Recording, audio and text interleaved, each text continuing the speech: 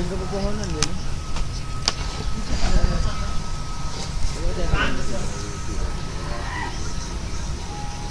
Kan?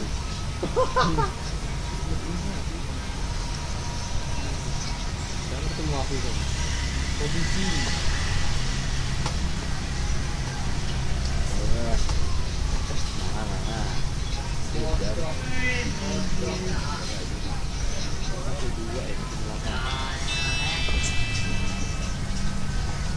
Ini keturun tuh. Kenapa diterjebak?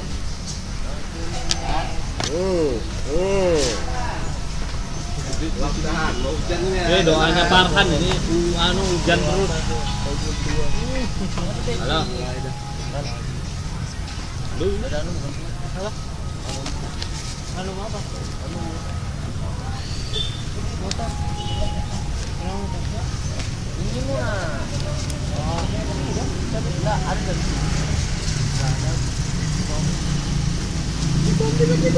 Mau ah, mintakan saya. Magaji. Terus ini apa? Kemana ini mana? Ini biasa kan? ditanduk yang anu. Tambah satu. Mati gitu. Ada satunya tak kirim lagi coba sekalian lihatkan bang. Hah? Enggak. Itu harus episode 4 sampai 60. Kopi kan 60. Bisa episode banyak kan? 40 kan? Banyak Banyak kan gitu kan? Ini kok kita. Ada yang baru lagi tak kirim tadi, hanya Faisal juga. Tolong dicek kan 20 sampai di Japrimu, Kalian aja masuk sekalian satu alur. Kamu cekkan aja sekarang. Sama daerah situ juga, Terbulia juga. Ya pokoknya seputaran situ. Kalau bukan di Japrimu, sekalian aja. Yang itu pending aja dulu. Apa keterangannya ODP masih los ya? Yang tadi. Ya sudah. Ya sudah. Iya, sip. Ya sudah. Yang lanjut aja. Luar biasa. Ini yang nampak. Oh, di mana yang dapat? Kalau dapat itu jelek. Enggak ada dah.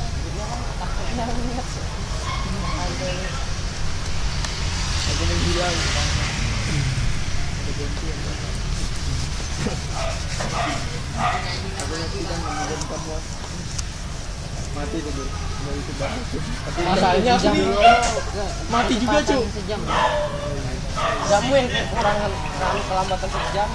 Break lagi di multi. Apa nih dan? Status mau. Kenapa kan kita memang ini di belakang. Ya. Ih, orang yang dipanggil pakai BKP. Ada GG ini aneh di belakang. Ini kepanjangan loh. Jadi mulinya ke sana kelewatan.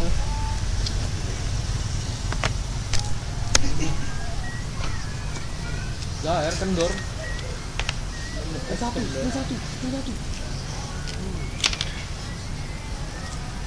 Cuma tuh jadi dia.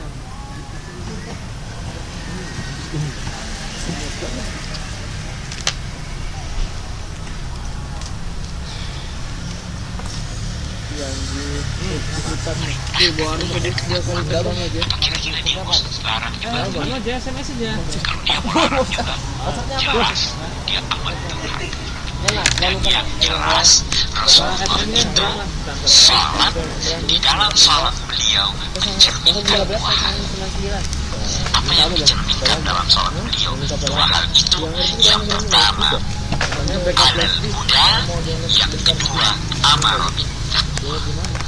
Kehidupan Rasulullah ini tidak keluar dari dua hal ini.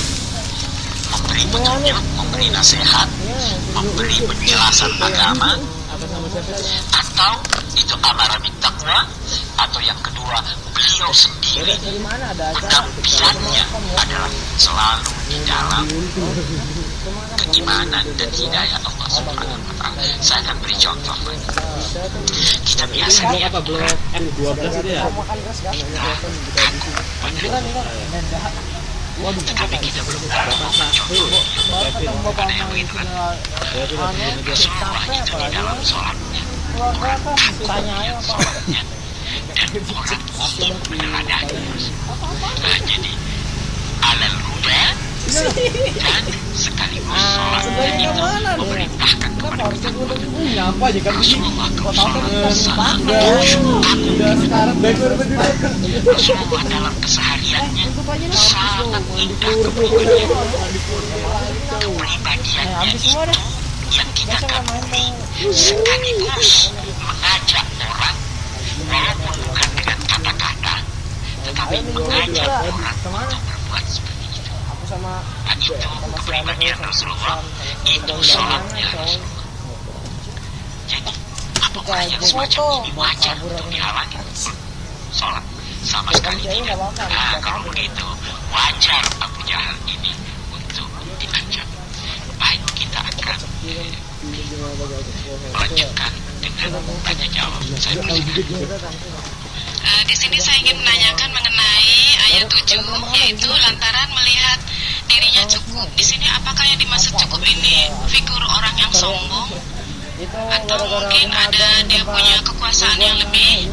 Nah, di sini tindakannya sehingga suka melampaui batas. Terima kasih. Istighna itu merasa dirinya cukup sehingga tidak membutuhkan orang lain.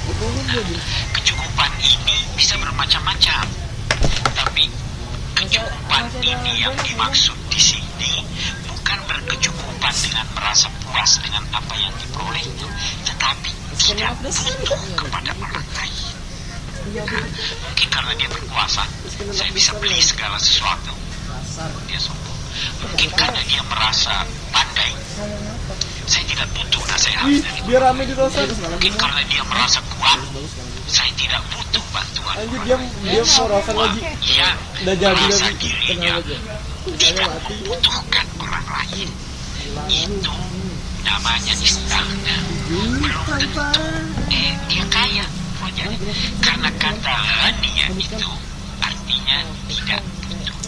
Itu sebabnya Allah dinamaikan ghani bukan karena banyak hartanya, tetapi karena dia tidak membutuhkan sesuatu. Ada orang yang miskin, tidak punya apa-apa, tetapi dia dinilai ghani, kaya hatinya. Saya tidak butuh kepada yang lain, tidak mau memperlukan tangan. Nah, ini istighna. Ini boleh jadi kekuasaannya, boleh jadi ilmunya, boleh jadi kekuatannya, boleh jadi pengikutnya, dan sebagainya. Itu kecenderungan manusia. Semua manusia cenderung begitu, yang tidak mengingat nilai-nilai agama. Sekira begitu. Baik, Bapak. Silakan, Pak. Silakan. Terima kasih, Pak Ustaz.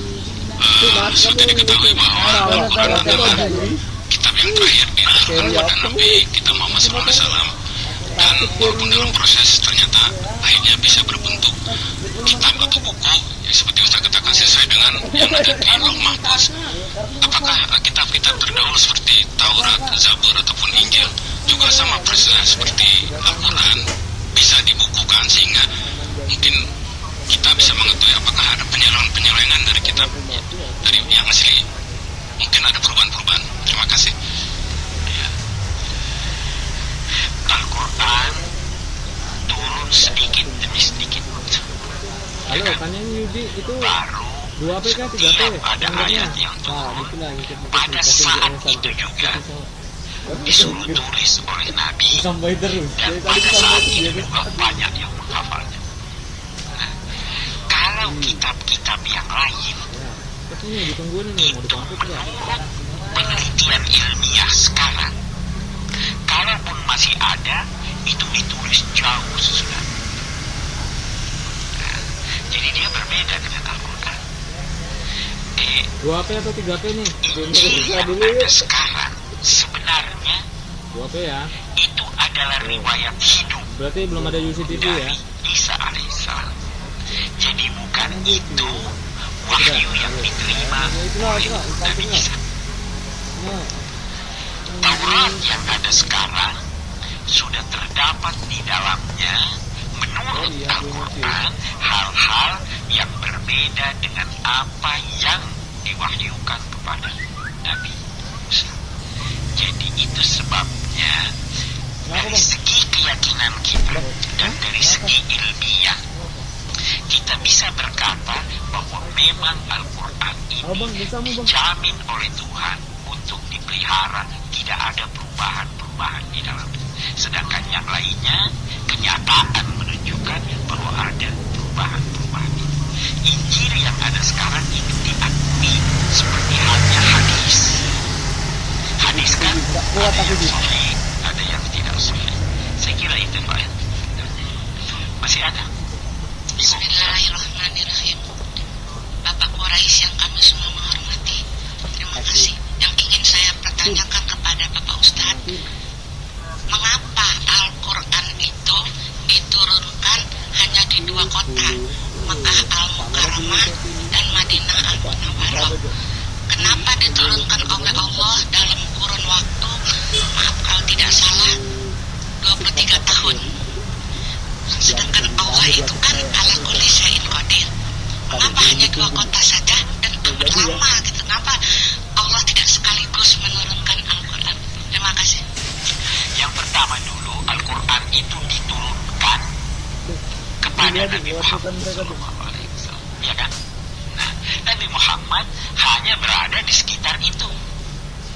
Nah, yang mungkin bisa dipertanyakan kenapa kepada Nabi Muhammad, tidak kepada yang lain. Nah, ini satu persoalan yang panjang apabila saya ingin kemukakan. Yang kedua, kenapa tidak sekaligus, ya Bu ya? Itu juga pernah kaum musyrikin berkata demikian, laula nuzila alaihi al-Quran jumlatan wahid. Seandainya Al-Quran ini diturunkan sekaligus, saya ingin berikan ibu contoh. Seandainya kita sekarang ini ada yang bertanya pada kita, bagaimana persoalan ini kalau diturun sekaligus, saya terpaksa harus cari-cari. Ya. Tapi kalau dia turun sesuai dengan pertanyaan orang, perlu dicari atau tidak? Nah, langsung dijawab. Dan yang kedua, kalau dia turun sekaligus, itu berarti malaikat Jibril hanya datang sekali kepada Nabi. Yang mana lebih bagus, dia datang sekali atau berulang?